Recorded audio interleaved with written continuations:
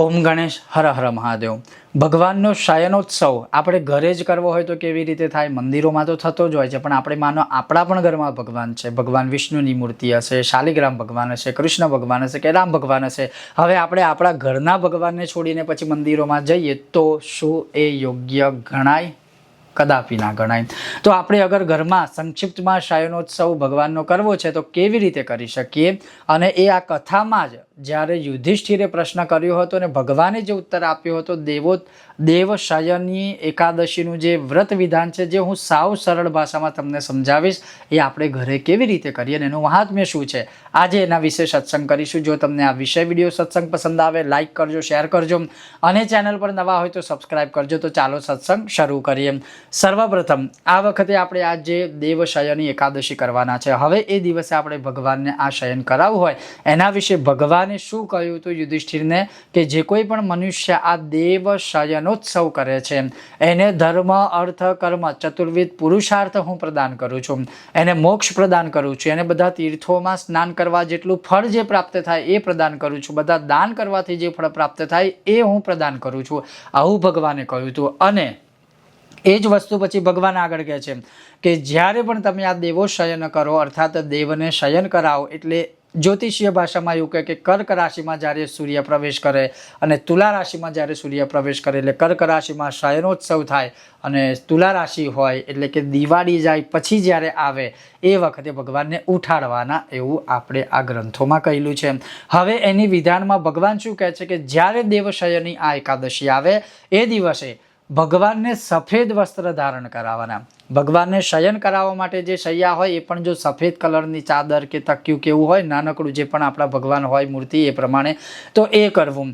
પછી એ શયન ભગવાનનું સરસ શણગાર કરવો, પછી ભગવાનને સરસ ચંદન આદિના ચાંદલા બધું કરવું, પછી ભગવાનને એની ઉપર સુવાડવા અને સુવાડો ત્યારે આપણે ભગવાનની સામે ગાય માતાના ઘીનો દીવો કરવો, ધૂપબત્તી પ્રજ્વલિત કરવી, ભગવાનને પ્રસાદ અર્પણ કરવો, આ બધું કરી અને પછી ભગવાનને દેવ શયન કરાવવાના, એટલે શયન કરાવવાના। અને એ સમયે એવું કહ્યું છે કે જો શક્ય હોય તો વિદ્વાન બ્રાહ્મણોને બોલાવી વિષ્ણુ સહસ્રનો પાઠ કરી શકાય, નારાયણ કવચનો પાઠ કરી શકાય, ભગવદ્ ગીતાનો પારાયણ કરી શકાય, ઓમ નમો ભગવતે વાસુદેવાય મંત્ર જાપ કરી શકાય, ઓમ નમો નારાયણાય મંત્રનો જાપ કરી શકાય। આ બધું એ દિવસે દેવશયની એકાદશીના સમયે સવારે, બપોરે, સાંજે કે રાત્રે પણ સવારે અવશ્ય કરવું જોઈએ। આપણે ઘરમાં જ દેવ શયનોત્સવ મનાવવો જોઈએ।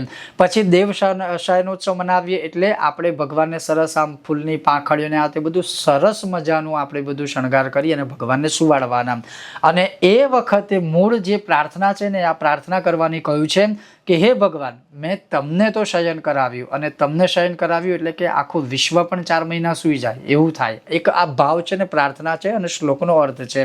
પણ મારી તમને હાથ જોડીને એક વિનંતી છે કે તમે આ 4 મહિના સુધી શયન તો કરો, પણ મારા 4 મહિના સરસ મજાના તમે પૂર્ણ કરાવજો। બધા વ્રતો આવે છે, તહેવાર આવે છે, ઉત્સવ આવે છે અને એ 4 મહિનામાં હું તમારી પૂજા કરી શકું, તમારો અભિષેક કરી શકું, તમારું અર્ચન આદિ કરી શકું, એવા પણ તમે મને આશીર્વાદ પ્રદાન કરજો।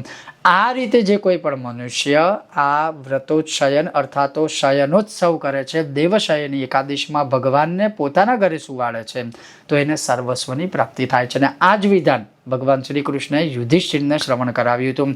હવે બીજો પ્રશ્ન આપણને એ પણ થઈ શકે છે કે આપણે ભગવાનને માની લો કે સુવાડી લીધા, તો ભગવાનને આપણે જો ઘરના મંદિરમાં સુવાડ્યા હોય તો પછી 4 મહિના સુધી શું કરવું? ભગવાનને ઉઠાડવા નહીં, ભગવાનને અડવું નહીં કે શું કંઈ નહીં કરવું? ના, બિલકુલ એવું નથી। ભગવાનની રોજ પૂજાપાઠ આદિ કરવાની, જે રીતે આપણે કરતા હોઈએ છીએ રેગ્યુલર રૂટીનમાં, અને સમયે અવશ્ય જરૂરથી સમયે ભગવાનને અવશ્ય અભિષેક કરવા, સ્નાન કરાવવા, પાછા ભગવાનને ચંદન કંકુના ચાંદલા કરવા અને પાછા ભગવાનને બેસાડી દેવાના। જરૂરી નથી કે 4 મહિના સુધી આપણે એક નાનકડો ખાટલો કે ખાટલી કે પથારી હોય એમાં ભગવાનને બેસાડી રાખવા કે સુવાડવા, એવું નથી। અહીંયા અર્થ એવો ના લેવો। અહીંયા ખાલી દેવશયની એકાદશીના દિવસે શયનોત્સવ કરવામાં આવે છે, 4 મહિના નથી। તો એ દિવસે શયનોત્સવ કર્યો, પછી બીજા દિવસથી આપણે જે રોજ પૂજાપાઠ આદિ કરતા હોય રેગ્યુલર એ કરવાનું। પ્રયત્ન એવો કરવો કે 4 મહિના સુધી ભગવાનને રોજ અભિષેક કરવા, ચંદનના ચાંદલા કરો, કંકુના ચાંદલા કરો, ધૂપ દીપ નૈવેદ્ય કરો, આ બધું કરવાનો પ્રયત્ન કરવો આ દેવશયની એકાદશીના દિવસે. આ રીતે ઉત્સવ કરવો જોઈએ. અને આ ઉત્સવનું વિધાન છે એ જ ભગવાન શ્રી કૃષ્ણએ યુધિષ્ઠિરને જણાવ્યું હતું, જે મેં તમને આ સત્સંગના માધ્યમથી શ્રવણ કરાવ્યું. જો તમને આ વિષય વિડીયો પસંદ આવ્યો હોય તો લાઇક કરજો, શેર કરજો, અને ચેનલ પર નવા હોય તો સબસ્ક્રાઇબ કરીને ઘંટીનું ચિહ્ન દબાવજો.